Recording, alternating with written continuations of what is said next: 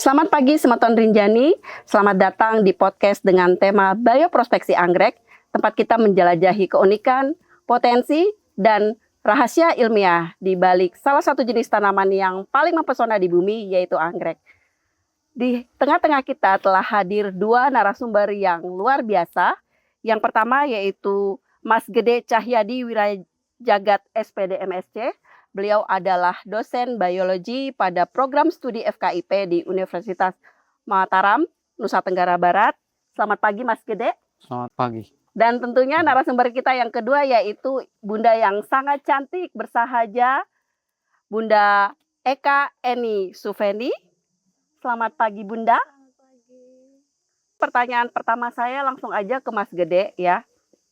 Mas, mungkin bisa sedikit cerita tentang latar belakang ilmu pendidikan yang telah Mas geluti dan kultur jaringan yang saat ini sedang Mas tekunin.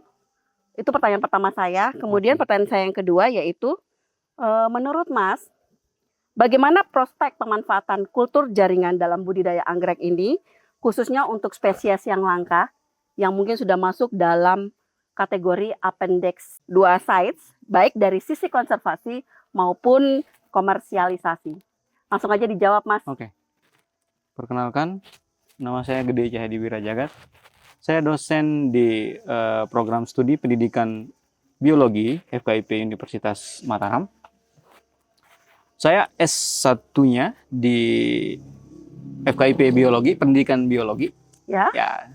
Dulu awalnya saya nggak concern ke tumbuhan.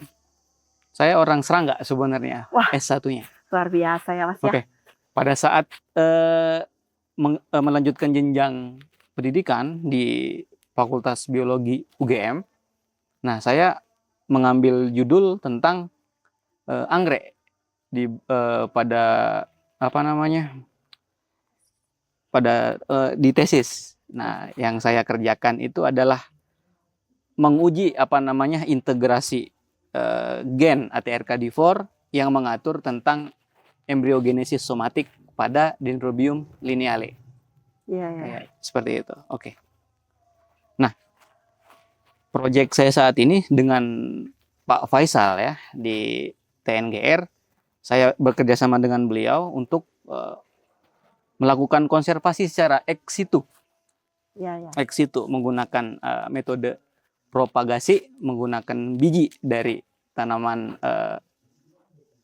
Vanda lombokensis. Nah, hal ini berangkat dari overeksploitasi, Mbak, Bu. Ya. Karena banyak sekali orang yang memperjualbelikan anggrek tersebut, mengambil juga dari alam tanpa seizin dan tanpa terkontrol seperti itu. Nah, hal tersebut bisa dilihat di IUCN. Coba di searching Vanda lombokensis, status konservasinya itu critical endangered atau hampir terancam punah. Berarti dia masuk dalam kategori Appendix 2 ya? Iya, masih appendix, tapi sayangnya appendixnya masih di 2, harusnya udah di 1. Harusnya sudah di 1 harusnya karena sudah di punah 1, ya. hampir Ya. punah. Hampir terancam, hampir terancam punah. Nah, berangkat dari situ saya mencoba dengan bahan dan alat seadanya bikin medium dulu. Mediumnya dari apa, Mas? Mediumnya saya pakai Murasek and Skog namanya. Sayang ya, nggak ada komposisi, bentukan. Ya, nggak ada bentukannya, Ibu. Nggak ada bentukannya. Nah, sebenarnya untuk pertanyaan kedua, Ibu. Ya, tadi pertanyaan kedua saya ulang, Mas. Oke, silakan diulang pertanyaan. Bagaimana prospek pemanfaatan kultur jaringan dalam budidaya anggrek, khususnya untuk spesies tadi yang udah kita jelasin tentang Appendix 2 sites, baik dari sisi konservasi maupun komersialisasi. Oke, pertanyaan pertama dan kedua itu agak berhubungan sebenarnya. Agak berhubungan ya. Kenapa menggunakan mikropropagasi secara in vitro? Karena hasilnya itu banyak dan cepat, Ibu. Jadi kita tidak bergantung pada tumbuhan di alam. Jadi cukup ambil sebuah sampel kecil, kemudian kita bisa tumbuhkan dia dengan jumlah yang sangat banyak. Sepertinya contoh yang Bapak pegang mungkin ya. Ya, ini Ya, dari tadi megangnya ini sambil buahnya. gini-gini ya. Ini buahnya. Dalam satu buah ini terdapat jutaan biji, terdapat jutaan individu yang berpotensi tumbuh dan dilepaskan di alam. Luar biasa ya Pak ya. Ya. Masalahnya sekarang kultur jaringan itu cuma satu, mahal. Mahal. Nah, bagaimana biayanya, Nggih, biaya operasionalnya? operasionalnya, alat dan bahannya itu mahal. Oke, bagaimana sekarang masalahnya? Bagaimana kita menyiasati hal tersebut sehingga apa yang kita lakukan ini dapat membiayai keberlanjutannya, Ibu. Nah, harusnya kita bikin program agar konservasi dan komersialisasi ini dapat berjalan beriringan seperti itu. Nah, dari saya, hal yang pertama, kita kultur dulu. Kemudian hasil kultur tersebut kan jadi bibit untuk preaklimatisasi. Di situ sudah ada nilai ekonominya. Oh, Di situ. iya. Nah, setelah aklimatisasi, kita bisa menjual per individu dan kita juga bisa membuat program sebenarnya. Sebuah paket wisata di mana wisatawan dengan membeli, ya. tujuan konservasi bisa membeli bibit tersebut, bisa diintroduksi sendiri ke sumbernya Luar seperti itu. biasa. Itu tujuan besar saya, Ibu. Oke. Semoga bisa terlaksana. Amin, kita doa bersama ya. Terima kasih Pak Mas Gede. Ya. Nah, pertanyaan kedua nih buat Bunda EKS nih. Nih Bunda, dengan pengalaman Bunda menjadi ketua Orchid Society, kira-kira apa strategi terbaik menurut Bunda untuk melindungi anggrek-anggrek yang jenis langka seperti Vanda lombokensis yang ada di Lombok ini? Mungkin bisa langsung aja Bunda. Sepengalaman saya di grup ya Bun, di komunitas anggrek NTBOS, selama ini saya sering mengajak teman-teman itu untuk menyilangkan jika lombokensisnya berbunga. Jadi kan kebetulan saya tinggal di dataran rendah, di mana yang anggrek langka yang bisa berbunga di tempat kami itu paling sering adalah lombokensis. Untuk jenis bulbo, maksud saya anggrek langka dari Rinjani itu kan banyak ya Bun ya. Nah, yang lebih banyak yang sering kita lihat berbunga itu lebih sering ke lombokensis. Saya sering mengajarkan teman-teman untuk cross polinasi. Jadi menyilangkan benang sari ya Pak dosennya, benang sari agar dia menjadi buah polinasi. Ya, jadi nanti buahnya itu bisa kita serahkan ke lab gitu. Itu prosesnya berapa lama Bun? Kalau buah Vanda itu sekitar 6 bulan dia baru bisa dipanen. Lama juga ya Bun? Lama, cukup lama. Beda cukup dengan lama. anggrek yang lain gitu. Jadi so far sih kita menggiatkan untuk mengcross polinasi bunganya anggrek lombokensis itu gitu. Terus juga kita berusaha bagaimana caranya supaya lombokensis ini jangan sampai mati gitu.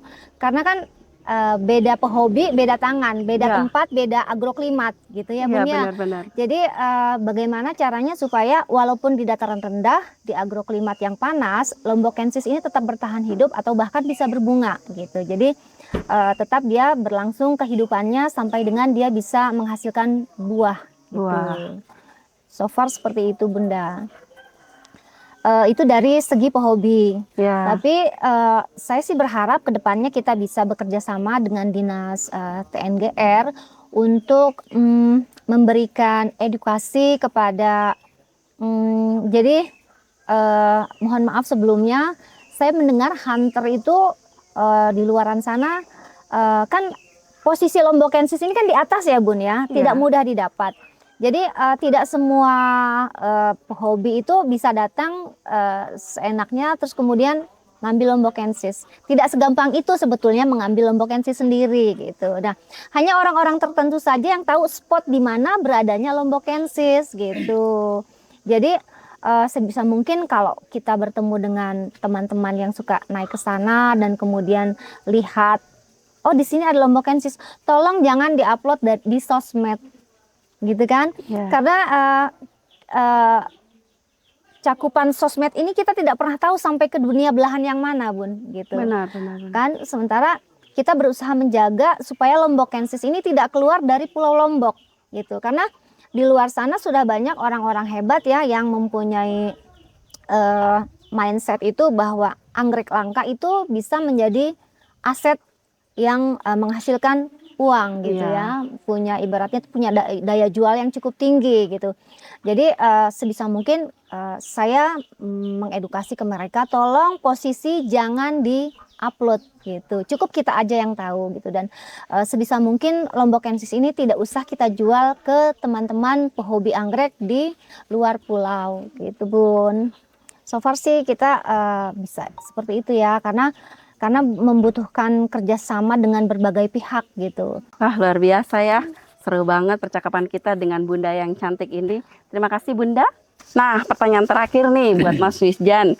Nah, Mas Wisjan ini adalah ketua kelompok dari kelompok Jati Rinjani Orchid. Pertanyaan untuk Mas Wisjan, Mas. Saat ini kelompok masyarakat Mas, apakah telah membudidayakan anggrek dengan menggunakan proses kultur jaringan? Jika iya, sejauh mana keberhasilannya dan tantangan apa saja yang pernah dihadapi? Silakan aja Mas, langsung dijawab. Baik Mbak, jadi kami khususnya kelompok Jati Rinjani Orchid, jadi sudah melakukan budidaya anggrek. Sebenarnya pada awalnya budidaya anggrek di desa kami masih terlihat atau kayak asing gitu, karena memang pecinta anggrek di desa kami itu memang sangat kurang, berbeda sama pencinta anggrek di kota gitu.